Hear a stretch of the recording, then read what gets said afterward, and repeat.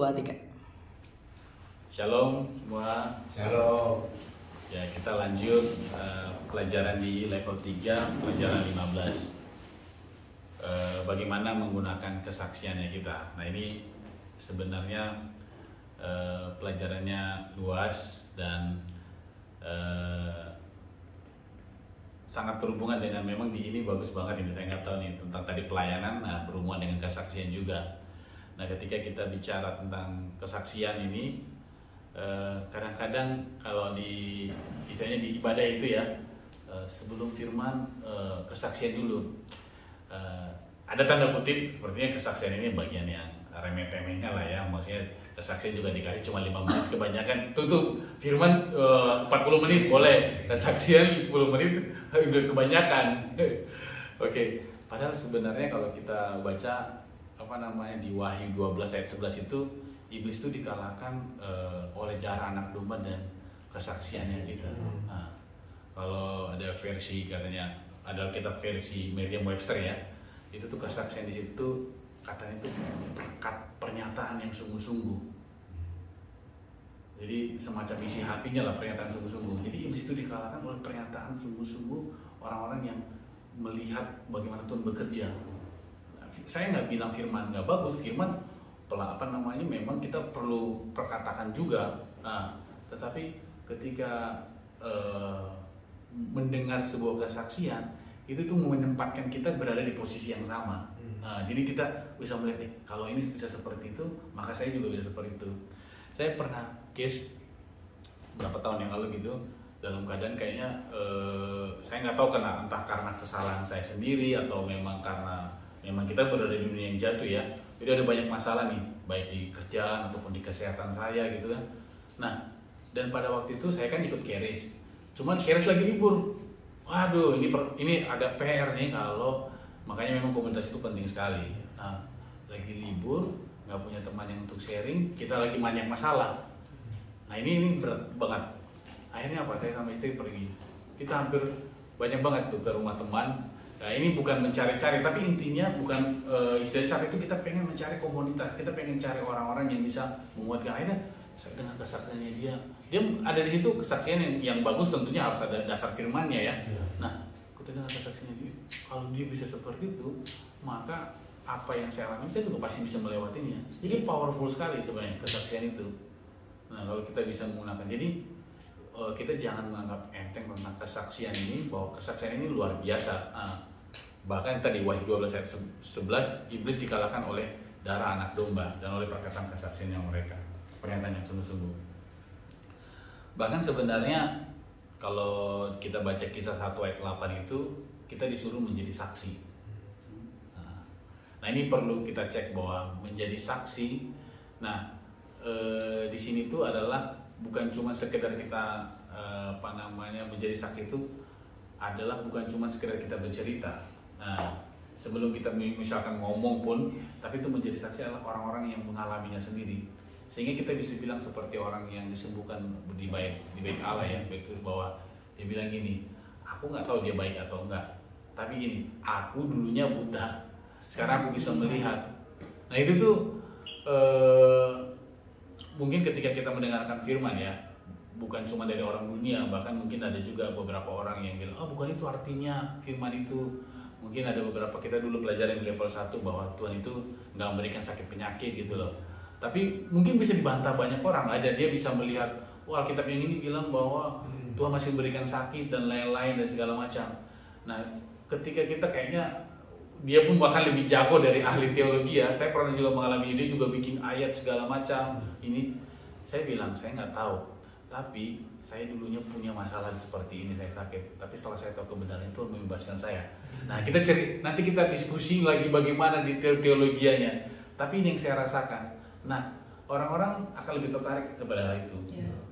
Orang bisa bikin segala macam teologi atau logik berpikir.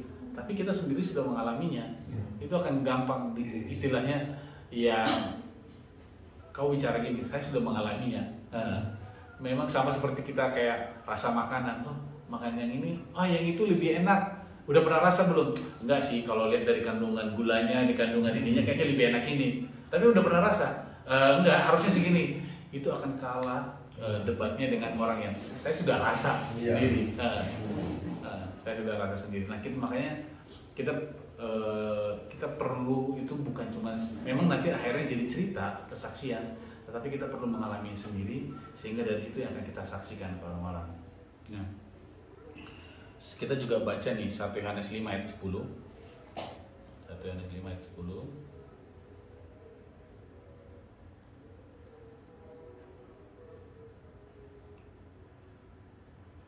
Barang siapa percaya kepada Anak Allah, ia mempunyai kesaksian itu di dalam dirinya.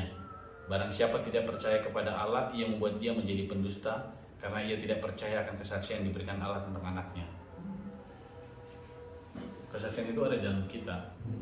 Amin. Ketika kita menerima Tuhan Yesus tadi, barang siapa percaya kepada Anak Allah, yang mempunyai kesaksian dalam dirinya. Nah, ada di dalam diri kita sebenarnya. Kalau kita nah makanya itu butuh waktunya, kita punya ini bukan Taurat lah, kita butuh waktu untuk merenung ya. Istilahnya dulu saat teduh. Sebenarnya saat kita bersama untuk kita bisa tahu hal-hal apa sih yang sudah dikerjakan Tuhan buat kita.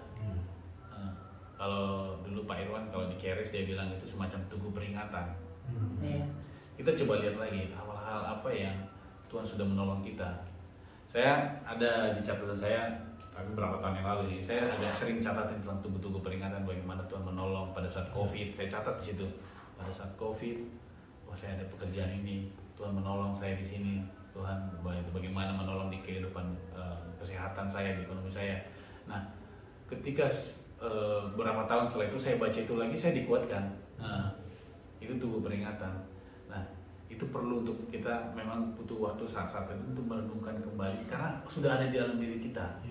Itu sudah ada di diri kita. Nah, kita hanya perlu tenang, kita memperbarui pikiran kita dengan firman, sehingga itu bisa mengeluarkan yang ada dari dalam.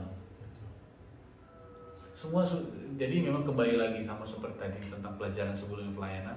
Sebenarnya kesaksian ini kan memang bagian dari pelayanan kita juga. Ketika kita bersaksi, itu bagian dari kita pelayanan, bagian kita menyebarkan kehendak Tuhan. Firman yang memang dikemas di dalam bentuk pengalaman pribadi. Nah, itu bagian pelayanan juga. Nah, itu juga sudah ada di dalam kita. Menurut 1 Yohanes 5 ayat 10 tadi. Nah, sama seperti pelayanan, kita hanya perlu memperbaharui pikiran kita dengan firman, kita perlu melatihnya. Kita perlu melatihnya untuk mengeluarkannya bersaksi dengan orang. Banyak contoh kesaksian di Alkitab lah. Kalau kita lihat ada banyak contoh tuh, Rasul Paulus bersaksi di Kisah Para Rasul 26. Itu kesaksiannya dia. Cuma lihat sekilas ya, Kisah Para Rasul 26.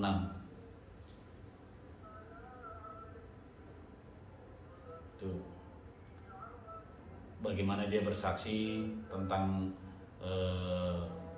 apa yang dia pelajarin lah, apa yang tentang bagaimana bersaksi, menceritakan pertobatan dan panggilannya, dia bersaksi. Nah, kemudian juga ada contoh di wanita Samaria. Kalau kita lihat di Yohanes 4, bahkan dia menobatkan satu kampung. Dia bisa jadi penginjil pertama, dia bisa menobatkan kampungnya. Nah, ini hal-hal praktis sebenarnya yang bisa kita bisa buat untuk membantu kita bagaimana bersaksi ya. Nah, kalau teman-teman kan pasti ada juga lihatin mungkin ini bukan promo Keris ya, websitenya atau YouTube-nya. Nanti bisa dilihat di situ tuh. YouTube-nya Keris itu ada firman, makanya kita seimbang juga. Ada kesaksian, ada firman juga. Nah, kalau kita lihat situ ada beberapa kalau kita lihat kesaksian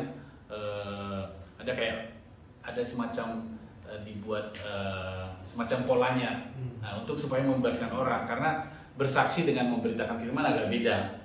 Bukan berarti nggak bagus, ini jauh luar biasa sebenarnya. Cuman ada polanya. Nah, ini hal-hal praktis. Bagaimana membuatnya kita supaya orang itu mendapatkan efek daripada kesaksian kita.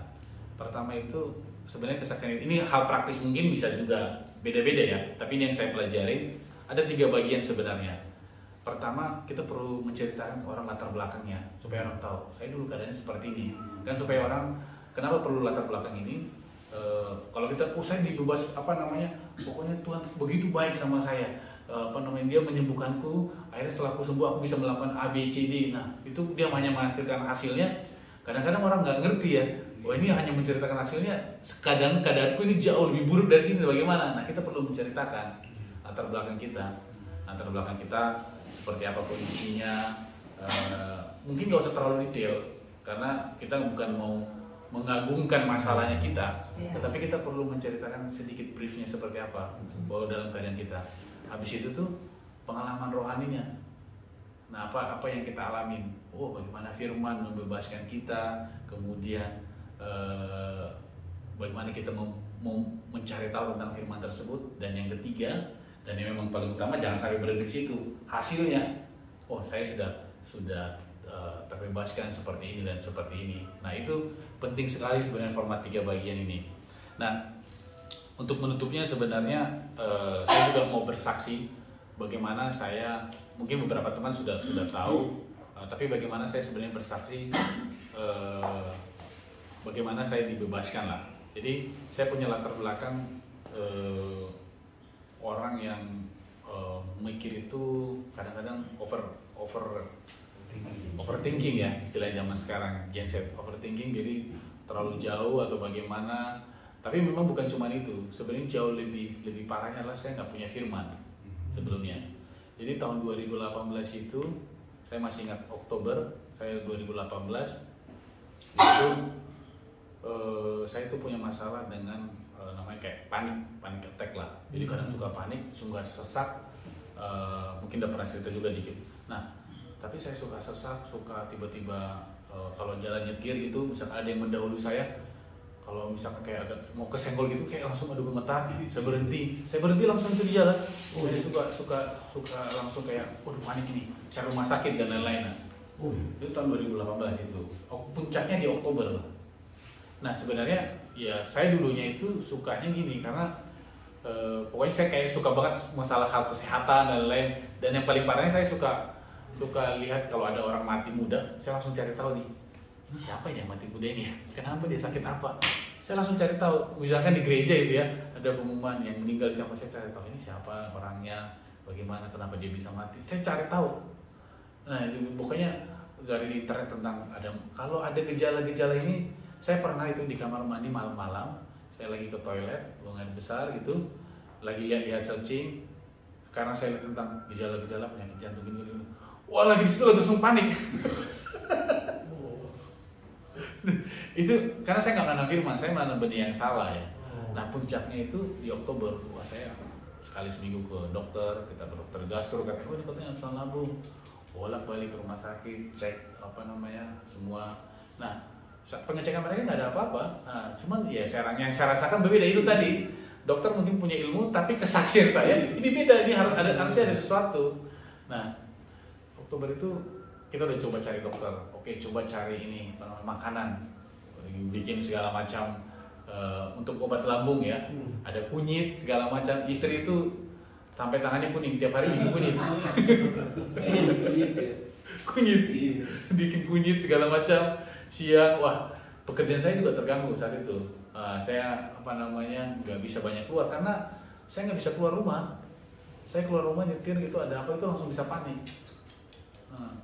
Jadi itu puncaknya. Nah akhirnya saya sampai nggak punya harapan. Saya masih ingat itu akhir Oktober saya pulang kerja gitu. Ya sesekali saya bisa keluar, tapi ketika saya pulang saya bilangin dalam hati. Tapi memang mungkin itu kesaksian itu ada di dalam diri kita, Roh Kudus bicara. Saya bilangin dalam hati, saya kan memang udah Kristen dari lahir udah Kristen. Kalau di kita orang Batak udah Kristen dari lahir. Saya bilangin, kalau saya nggak Kristen, saya mungkin udah bunuh diri, karena saya nggak punya harapan. Saya kayak gini-gini terus, saya mungkin udah bunuh diri ya. Saya bilang, saya masih ingat, saya masih bisa imajinasikan. Oh, saya keluar dari mobil, kalau saya karena nggak punya harapan, ini bagaimana? Cuma gini doang, hidup akan gini doang. Kalau saya nggak Kristen, saya udah bunuh diri mungkin. Ya kan? Tapi ya saya nggak tahu lah. Kita istri udah bawa ke dokter, makanan nggak juga. Akhirnya saya pakai cara terakhir jangan dilakukan juga, ya itu dengan cara cari khotbah-khotbah, cari khotbah tentang kesembuhan. Saya cari lah, itu pagi siang malam saya cari tentang khotbah kesembuhan, tentang bagaimana saya coba cari. Nah akhirnya sampai ketemu tentang kan ada juga Joseph Prince, Andrew Wommack. Nah cuma Andrew Wommack ini agak beda. Dia nggak cuma ceritain tentang bagaimana menyembuhkan, dia nggak cuma ceritain tentang bagaimana menerima sesuatu dari Tuhan, tapi dia menceritakan apa yang saya punya, bahwa saya sudah sembuh ternyata. Sebenarnya apa ini? Nah, yang membuat saya ini bingungnya adalah apa yang dikatakan semua itu ada di firman. Ini ada di firman ya. Saya udah pernah dengar mungkin beberapa, tapi kayaknya nggak pernah dibawa ke arah melihat seperti itu. Apa yang dikatakan itu kayak berlawanan. Kamu udah sembuh lah, saya nggak sembuh. Tapi 1 Petrus 2:24 saya udah sembuh. Matius 8:17 sama seperti di Bentang, supaya bahwa Tuhan Yesus memang untuk menyembuhkan. Banyak sekali. Mazmur 105 dia sudah menyembuhkan. Bahkan ada di Mazmur juga disampaikannya firman-Nya dan disembuhkannya mereka. Itu semua ada ayatnya. Oh, saya dengar Andrew Wommack segala macam. Nah, istri belum tahu. Maksudnya nggak terlalu pokoknya, tapi ya dia aku mendengarkan firman lah. Saya baca bukunya. Saya masih ingat tuh beli bukunya, belum seperti sekarang online. Dulu tuh bukunya itu dulu ada kayak ada penerbitnya, saya kontak by WA untuk beli. Cuma kan banyak banget saya suka, pokoknya saya bacain bukunya supaya jangan menimbulkan. Ini kan pelajarannya agak sedikit beda dengan pelajaran tradisional yang kita pelajarin, agak cukup berbeda. Dengan istri, kalau saya cerita tentang istri bilang, oh ya. Tapi saat itu keadaan saya sakit, jadi istri ya udah nggak apa-apa, itu mana yang buatmu sembuh. Tapi tetap beda dengan apa yang dia iniin. Jadi saya nggak mau bikin semacam frontal lah. Nah, saya beli bukunya beberapa. Nah kan kalau beli bukunya itu saya harus pergi ke, saya nggak tahu dulu daerah mana ya. Saya itu tinggal di Bekasi. Jadi kalau nggak salah Live Publishing itu di daerah kayaknya Jakarta Barat ini, jadi agak jauh. Jadi saya ke sana kan kalau beli 1 buku, 2 buku ongkosnya itu lumayan juga. Akhirnya saya beli 15 buku. Nah, cuman kalau saya bawa ini masalah baru nih, saya di rumah. Saya sembunyiin bukunya. Saya sembunyiin masuk ke rumah, saya sembunyiin di dapur, di gudang. Saya tutupin. Nah, saya baca satu. Saya ambil satu. Kalau satu kan dia nggak ada masalah, saya baca. Cuma dia curiga, ini kok bukunya baru terus ya, ada yang banyak ini. Akhirnya kedapatan, ada 15 buku. Tapi ya sudah. Nah, tapi itu memberikan kerinduan saya. Saya baca, memang apa yang saya pelajari di Indonesia dan buku itu bagus. Cuma memang kan itu istilahnya saya kadang-kadang lompat sendiri. Saya bingung ini karena hanya saya sendiri yang di situnya. Akhirnya saya baca-baca ada Charis Bible College. Nah, saya coba daftar. Saya coba daftar saat itu bulan Februari. Saya ikut sebenarnya seminarnya. Ada seminar kesembuhan Februari itu. Saya ikut daftar. Saat itu kan masih panik ya, masih ada kadang-kadang panic attack-nya. Saya nggak tahu sih, saya nggak tahu dalamnya. Kadang-kadang dia kalau agak sedikit tegang, suka panik gitulah. Nah, ini kan saya masih ingat di parkiran mau ikut seminarnya, kan kadang kayak saya nggak tahu kenapa tegang, tiba-tiba tegang. Ini mau ikut seminar bagaimana? Tegang, udah mulai sesak. Tapi saya bilang dalam hati, ini orang-orang yang ikut Andrew Wommack ini orang-orang yang tanda kutip aneh, pokoknya percaya sama firman Tuhan lah. Kalaupun nanti aku datang ke sana panik sampai aku nggak bisa napas sampai aku mati, aku percaya mereka bisa membagikanku dari orang mati. Aku bilang gitu. Ya nggak apa-apa, pokoknya datang aja ke sana, nanti bisa dibagikan aku kok dari orang mati. Kalau aku sampai panik dan mati, ya udah, aku datang ke sana, ya aman-aman aja, aku didoain. Nah, akhirnya dari situ ketawa, oh ada ikut Charis katanya. Saya ikut Charis, kita online. Akhirnya kita online dan kita pelajarin. Nah, pelan-pelan istri juga akhirnya oh iya ya, ada di Alkitab semua. Akhirnya dia mau belajar dan lain-lain. Nah, akhirnya saya lihat ada kesempatan untuk masuk kelas, karena itu Februari, masuk kelasnya Agustus. Ya, Roh Kudus juga pintar cara strateginya. Walaupun istri kan memang pelan-pelan ya, istri sudah berapa puluh tahun dikasih tahu tentang pengajaran seperti itu, agak berbeda. Dia walaupun dia dia tertarik, tapi dia masih belum, udahlah cukup apa adanya. Nah, saya bilang ayo masuk kelas yuk. Nggak usah lah, kata dia. Kita pelajarin biasa aja, maksudnya hidup itu ya seperti biasa aja. Cuma saya pengen banget ikut kelas. Akhirnya Roh Kudus bagaimana ya ngajarin memberikan ide. Nah, istri itu sebenarnya pengen kita bergereja tetap lah, karena kita satu HKBP kemana gitu beritahin. Nah, kita pengen bergereja tetap. Nah, istri saya itu agamanya bukan Kristen tapi HKBP. Artinya memang dia HKBP itu tuh HKBP mentok lah, karena semua dari mertua segala macam pelayanan di sana. Dan dia suka banget kalau kita balik lagi ke HKBP. Kasih ide. Aku bilang gini, kita berjemaat di HKBP, tapi kita mau dimuridkan di Charis. Dia bilang, oh ya udah oke. Akhirnya Kita deal nggak gereja, cari-cari gereja lain, kita berjemaat di AKBP, tapi ikut Keris. Nah, pelan-pelan akhirnya dibukain, diajarin kita segala macam. Jujur, saya masih ingat ikut sekolah itu tahun 2000. Kita mulai ikut Keris itu yang in kelas itu 2019 ya, 2019. Jadi banyak hal yang diberitakan Tuhan ya, bisa melihat sedikit lah ya hasilnya. Saya nggak berani ngomong di sini ataupun nggak macam-macam, tapi saya masih ingat 2019 itu terutama yang sakit panik dan emahnya ya segala macam. Nah 2020 itu kita ada pelajaran ini sedikit lagi, pelajaran tentang ketidakpercayaan, mengusir ketidakpercayaan. Jadi kalau dilihat situ salah satu bagaimana cara mengusir ketidakpercayaan adalah dengan puasa. Jadi kita pelajari itu dulu kan, saya pikir kalau puasa itu adalah membuat kita supaya doa kita dijawab, supaya Tuhan lebih menjawab doa kita. Ternyata enggak. Puasa itu adalah untuk membuat kita itu lebih tidak sensitif sama kedagingan kita, supaya kita lebih sensitif sama hal rohani. Nah itu cara tercepat. Nah 2020 Januari aku masih ingat itu sebelum pandemi.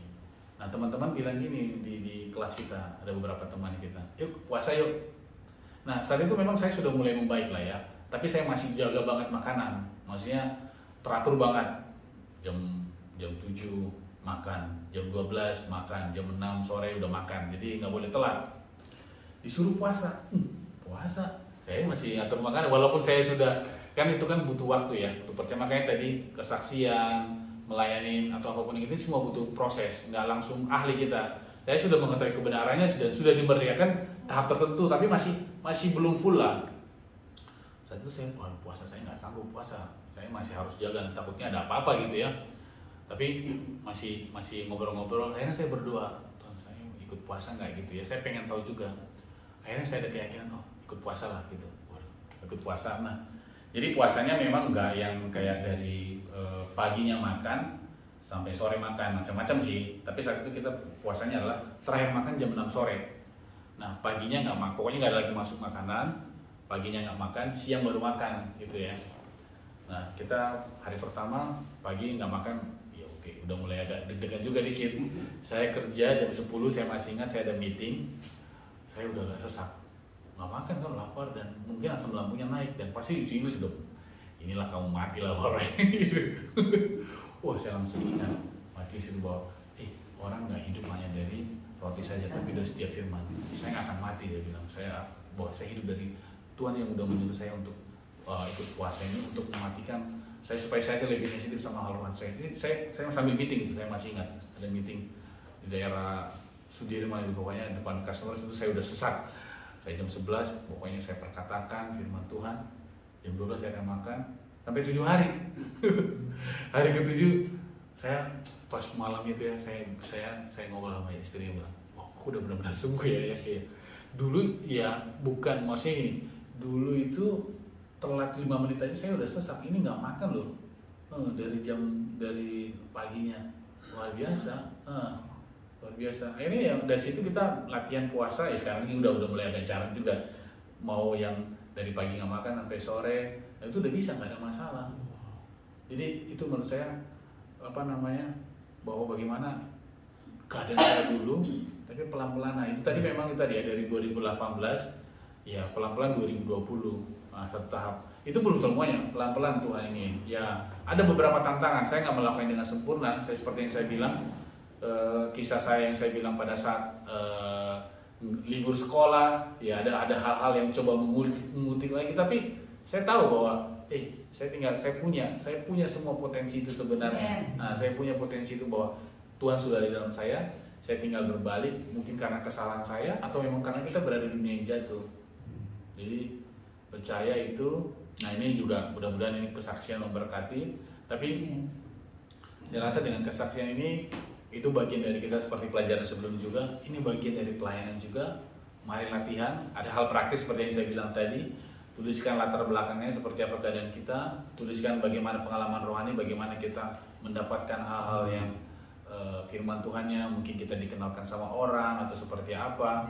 Kemudian tuliskan hasilnya seperti apa, hasil dari pengalaman rohani tersebut, apa yang dibebaskan, kita dimerdekakan. Saya sangat percaya bahwa apa yang apa namanya ya, apa yang kita bagikan, kesaksikan itu akan memberdayakan orang. Sedikit lagi aja, saya pada saat saya ikut juga dulu tuh pelayanan AVL ya.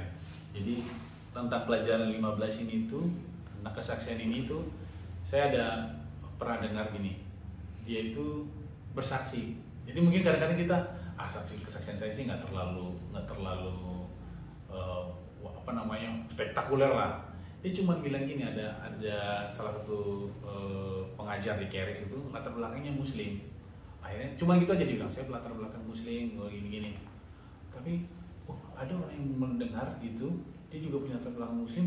Akhirnya dia jadi luar biasa, ternyata walaupun aku Muslim, aku bisa berpotensi seperti dia. Akhirnya dimerdekakan. Dia tanya ini, kamu latar belakang Muslim? Akhirnya mau dimuridkah, mau di ini. Cuman dia karena bersaksi aja sedikit. Jadi kita nggak harus yang kejadian yang saat itu saya di tengah laut, kapal udah terbagi dua, akhirnya saya selamat. Itu bagus. Tapi hal yang sederhana pun kita bisa bagikan, itu bisa memerdekakan orang.